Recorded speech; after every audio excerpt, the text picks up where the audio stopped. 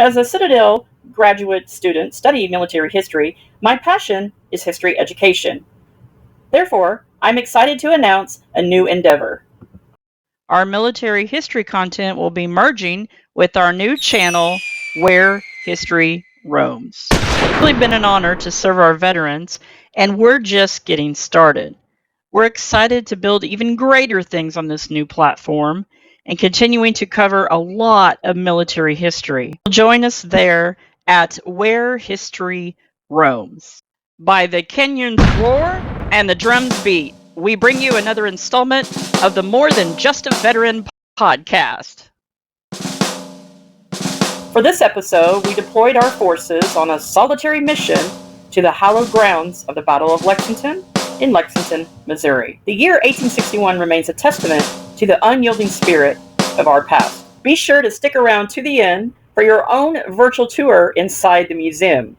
Hurrah! Hurrah!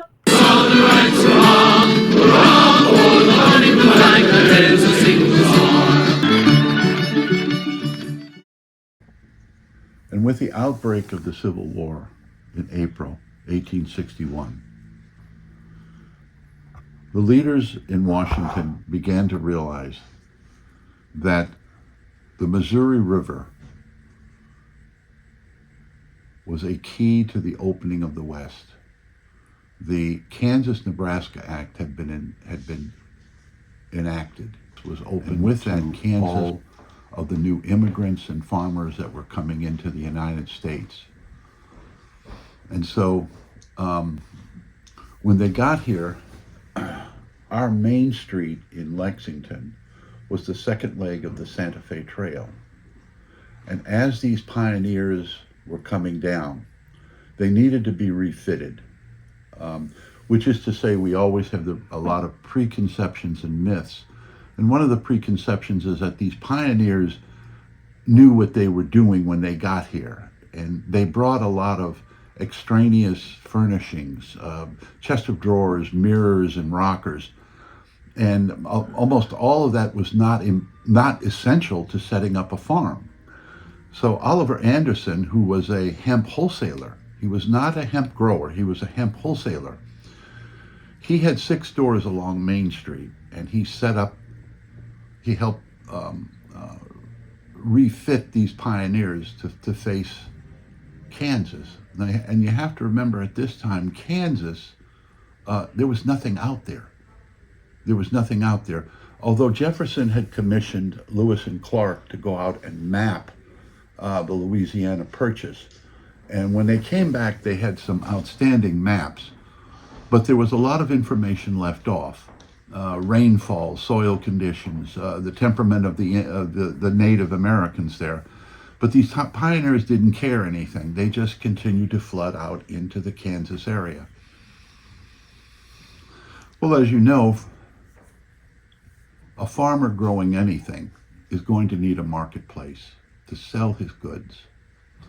Out in Lexington, along the river, the Missouri River, was something called the Lexington River Port.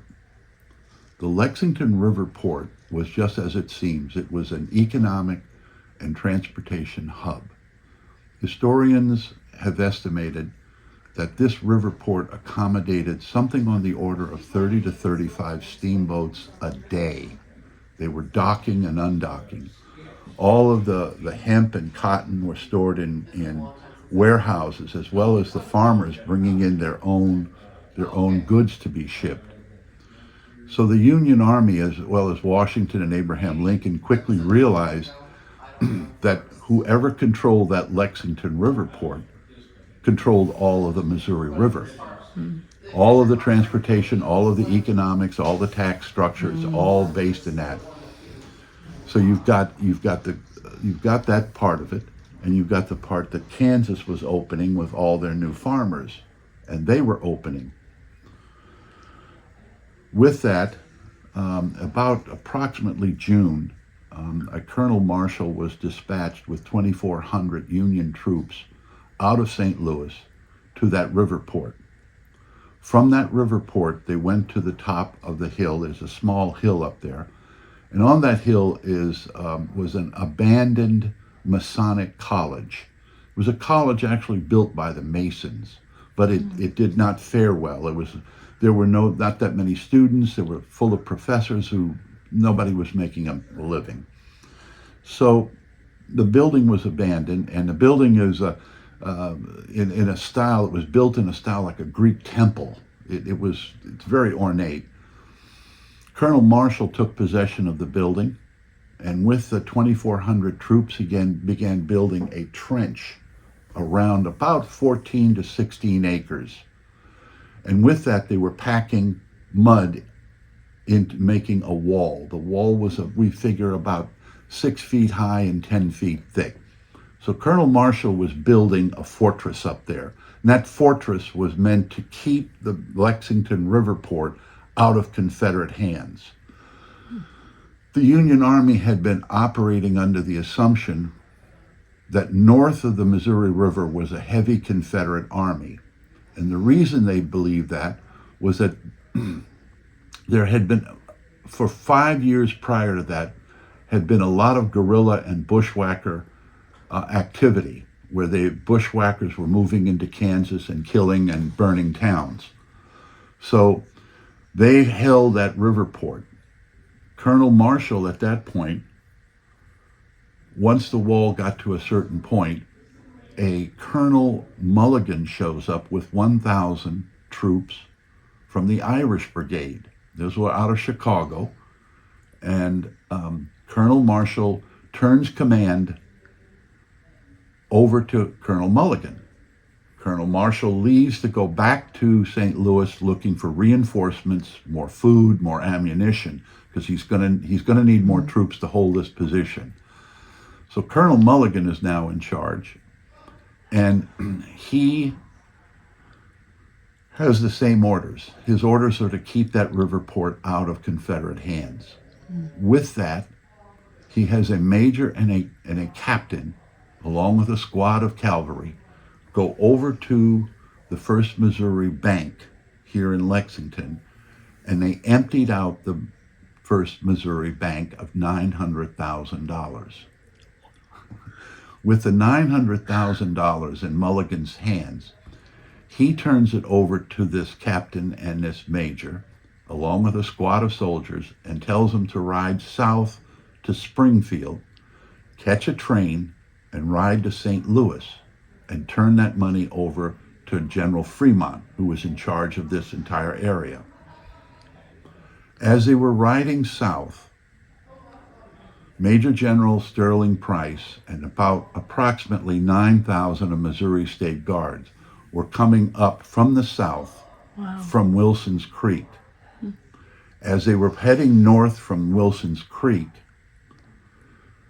this captain and this major saw what was in front of them, 9,000 Missourians heading north. They turned around with the money in the squad and ran back to the Masonic College to inform Colonel Mulligan that there was an army coming at him. With that, Colonel Mulligan began dispatching squads of snipers along both sides of the road to slow those people down. There was some battle action where the Union soldiers were hit and hurt, and they were brought back.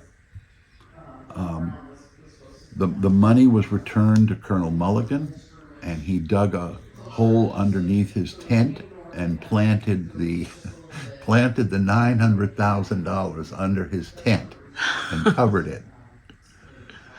With that, he realizes that between the fortress that is being built, and the Lexington Riverport stood the Oliver Anderson house, a 2.5-story brick home. Now, the house per se had absolutely no strategic value whatsoever.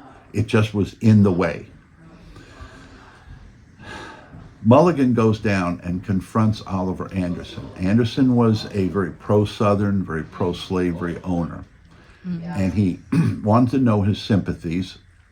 And once Oliver Anderson told him of his pro-Southern sympathies, he is asked to sign an oath of allegiance. Okay. If you refused to sign your oath of allegiance early in the war, you were arrested. And Oliver Anderson was arrested. And he was held here in Lexington for about 3 weeks, then transported to St. Louis as a prisoner of war. Colonel Mulligan takes possession of the Oliver Anderson house and converts it to a hospital.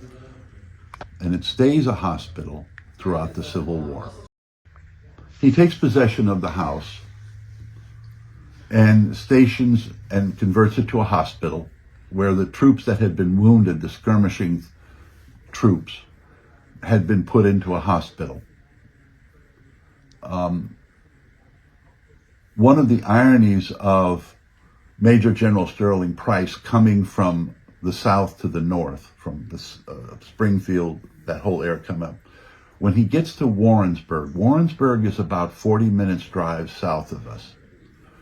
Unknown, we don't know why, he has approximately 9,000 troops. When he gets to Warrensburg, an additional 10,000 Missourians stop doing what they're doing and join him. They stop being farmers, merchants, whatever, and they simply grab their weapon, some rations and ammunition, and join him. Such that when Price arrives here in Lexington, he has somewhere between 20 and 25,000 troops. He also brings with him 75 cannons, heavy-duty cannons. We're talking anywhere from 10 to 15-pound pieces of artillery. And what he does is he deploys his men all around this area, all around the Masonic College. He stations the artillery to the south of the Masonic College, and he begins an artillery barrage on that house, or that schoolhouse. Early the first day, he assembles approximately 1,000 troops, and they were going to storm the walls of that fortress. And the Union Army was able to repulse that charge and send them back. They continued with the artillery barrage throughout the day. At the beginning of the second day, Colonel Mulligan was under the impression that Major General Sterling Price or his troops were torturing the Union soldiers that were casualties.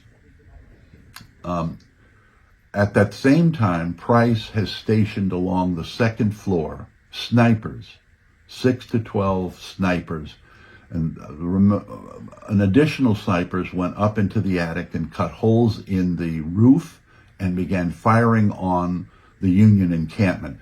The Union encampment was approximately somewhere between 130, maybe 140 yards away from the house, just to give you some dimension. So it was there was some accuracy involved. Beginning of the second day, Mulligan stations or assembles 99 of the Irish Brigade, and their job is to charge the house and take possession away from Missouri State Guard. Of the 99 that started out, only 24 of them made it. It was like a mass slaughter. They did temporarily take possession of the house and began bayoneting the snipers. The sub-story there is that there was a bugler, a private. His name was Palmer, and Private Palmer was able to get the remaining troops, the Irish Brigade, to stop bayoneting and get back into good military fashion. Private Palmer stayed in the military and rose to the rank of major. And at the end of the Civil War, he was awarded the Congressional Medal of Honor for bravery and his ability to organize troops under fire. Major General Sterling Price launched a counteroffensive and drove those Union troops out of the house back into their encampment. Yeah, it was a seesaw kind of a battle. This was not a clear either way. And they continued to fire throughout the day. We have had here at the state park several reenactments, and one of them was we had reenactors up on the back porch firing into the Union encampment. And one of the things I noted about it was that they used black powder muskets and rifles. And this entire episode historians have said, was a very hot, very humid day. The point being is that Colonel Mulligan had fed all of his water to horses. And the troops, approximately 3,400 troops, were out of water. So the idea of a black powder being fired during a humid, very hot, humid, causes the smoke to linger. It also causes the smoke to get into the soldiers, both the Missouri State Guard as well as the Union Army, get into their throats, and they dry out quicker. And so consequently, the Union soldiers continued to move from the encampment to the Missouri River looking for water. And as they were running, they'd be killed, sniped. And it's one of the main reasons why the Battle of Lexington was only 3 days, was that the Union Army ran out of water. They did not run out of fight. They had somewhat good soldiers, but for the most part, they had run out of basic supply of water. They were tactically cornered by a superior force of somewhere between 20 and 25,000 men. They had more artillery, 75 pieces. Colonel Mulligan, I think, brought 7 pieces of light artillery. There was very little food for them, which is why Colonel Marshall went back to St. Louis. And as I tell most of the visitors here, both the North and the South had pledged to the voting public as well as the armies that this was a 90-day conflict. This was not going to be a 4-year civil war. This was simply a disagreement between parties.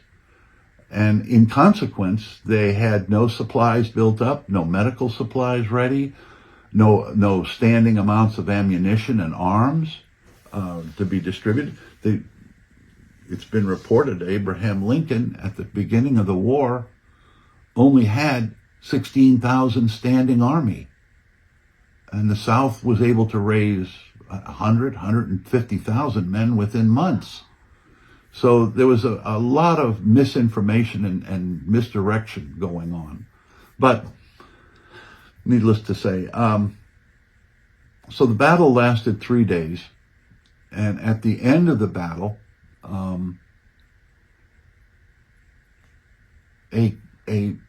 Major Becker was a figure who was part of what was known as an interesting figure, because he was part of something called the Home Guard. And the Home Guard were just what it sounds like. They were the locals who supported the Union Army and the entire Civil War. They had no authority. They had no standing army. They were just locals that were defending Lexington. And Home Guards appeared everywhere throughout Missouri. Well, I think he was a Major or a Captain Becker, he raised a white flag on the 3rd day of the battle to get the dead and wounded off the field. Well, at the end of the 3rd day, the Union Army saw the white flag and assumed that the battle was over. And they literally dropped their weapons and surrendered.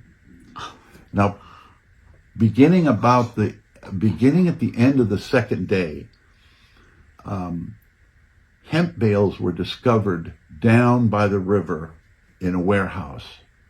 They were soaked overnight and then brought up here in wagons. And they were positioned along the western side as well as near the river. And the hemp bales were basically rolling barricades. And as they moved the barricades closer and closer, the Union Army realized that they were impenetrable.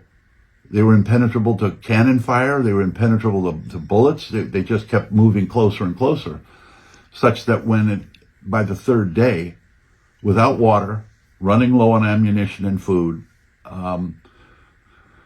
the hemp bales and the soldiers behind them, the Missouri State Guard, they could literally see their faces.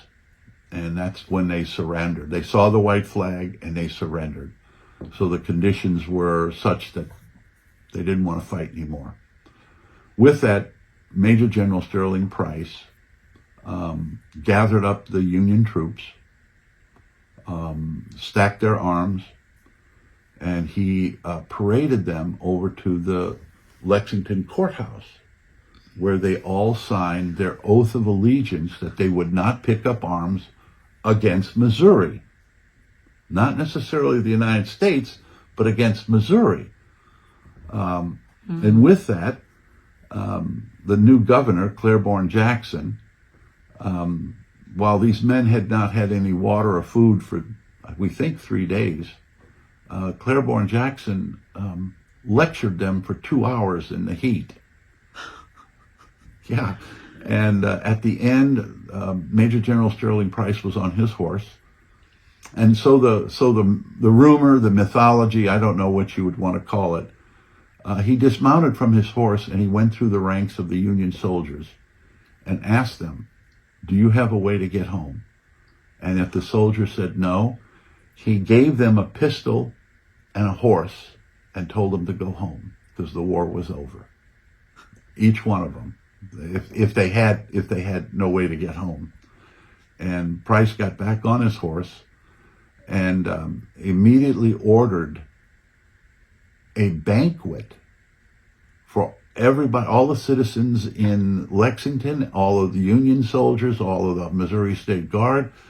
At the end, the quartermaster came to him and reported that there was that they had fed something between 30 and 35,000 people at this banquet. And times were different. Times were considerably different. Mm-hmm. The soldiers were dispersed, with the exception of Colonel Mulligan. Colonel Mulligan refused to sign his oath of allegiance. Oddly enough, Colonel Mulligan's wife and newborn baby joined him in Lexington. And Major General Sterling Price and Mulligan, he took him as his POW personally, sat in a carriage with him, and they rode back to Springfield, where they caught a train and then rode back to St. Louis. Mulligan refused to sign the oath of allegiance. As a footnote, what happened to the money? Well, at the end of the time, Price asked Mulligan where the money is, and Mulligan turned the money back over to Price, and Price turned it over to the bankers. So the money was restored, which was a big help for the farmers and merchants around here, that their deposits were still in the bank, you know. So Mulligan was eventually discharged, released, paroled, they called it, and he returned to Chicago. Price was a different issue. Mm-hmm.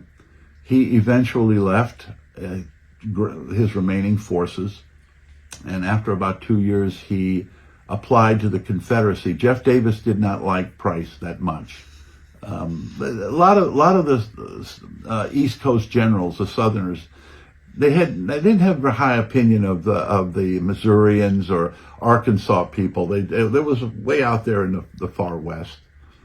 Because it's like I tell my visitors sometimes, you have to remember, this part was the opening of the West. This was the cutting edge right here. Nobody knew what was out there. So Price eventually was applied to Jeff Davis in the Confederacy and was made a general. And there wasn't much success after the Battle of Lexington for Price. How many people did casualties here Battle of Lexington? On one side, it was estimated to be 1,000, which would have been the Missouri State Guard. And on the other side, the Union Army was estimated to be 75. And the reason with this, the intensity of fire, that seems to be a low casualty count, which harkens back to the black powder smoke. A lot of these snipers and soldiers on both sides, they couldn't see their targets. The smoke, just because these soldiers were firing 6 to 8 to 10 hours a day, they were firing. And so this smoke just simply hung in the air. Okay. That's why you wouldn't have seen a good target. The $500 was missing. It was $500 of Missouri money. Abraham Lincoln invented the comptroller, C-O-M-P, the comptroller of the currency. If you're Abraham Lincoln, how do you pay troops in Pennsylvania? How do you order supplies out of New York? You've got railroad trains moving huge amounts of supplies and men. How do you pay the railroads? Because each one of them's different currencies running around. So what he does is he invents the greenback. The dollar that we use today was invented by Abraham Lincoln to pay for the war. What happened to the gold that was in those regional banks to support? All that gold moved to a place called Fort Knox. And that was the authority. That was the underlying value of the $5 bill, the $10 bill, that he could pay Pennsylvania troops. He could pay for supplies out of New York. Right. Because he had one single currency. He'll start with the Indians and go all the way through. At one point, he starts talking about the banks, and you go, what the hell do I want to talk about banks for? And then you realize that why would 10,000 Missourians stop doing what they're doing? If I can take Oliver Anderson's slaves and money away, I can take your 40 acres and that cheap amount of money in the bank away from you. I can take all of that away from you. And they went, wait a minute. If they can do it to the big guys, they can do it to the little guys. And one of the questions I had is, why would men who didn't own slaves, why would they want to die? Because they went out there in that battle. This isn't fairy. This isn't television. They went out there. Why would they do that? He says in his prologue that he ran across a treasure trove in Washington of letters and diaries from all these people's relatives and so forth. They contributed to this library where there's letters and diaries and so forth. But what was important to that was that he only took for his little monograph soldiers that were actually in the battle. Then he only culled the proportionate number of Confederates, the proportionate number of Union. Why were they for God and country, for religion? But he explains it in such a way, he's such a writer, that you go, then there isn't any. Like, for instance, all of them, North and South, kept saying, well, I'm doing this because our founding fathers fought for liberty. Oh. God wanted me to do. Union soldiers said the same thing, and they're the captains of artillery, privates in the infantry. They all were writing home and writing in their diaries, and they're saying, I don't want to be part of this war. I just did it because the Confederates said that. The Union said that. Oh. And you go, well, then that clouds the issue, because there isn't a distinct issue about why men go to war and die. Exactly. It's just there, and it's after a while you just think, wow. And we're gonna go inside and check things out. So come along.